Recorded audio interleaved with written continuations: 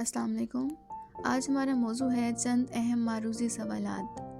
طویلے کی بلا بندر کے سر سے کیا مراد ہے؟ قصور کسی کا اور سزا کوئی بھگتے۔ سندھ میں اردو شاعری کس کی تالیف ہے؟ نبی بخش خان بلوچ کی۔ طلسم خیال کس کا افسانوی مجموعہ ہے؟ کرشن چندر کا۔ برسر پرخاش ہونا کے کیا معنی ہے؟ دشمن ہونا۔ توحید کا متضاد کیا ہے؟ شرک۔ ترقی پسند مصنفین کے پہلے اجلاس کی صدارت کس نے کی تھی؟ منشی پریم چند نے۔ اردو کا عروض کس کی تصنیف ہے؟ حبیب اللہ خان ظفر کی۔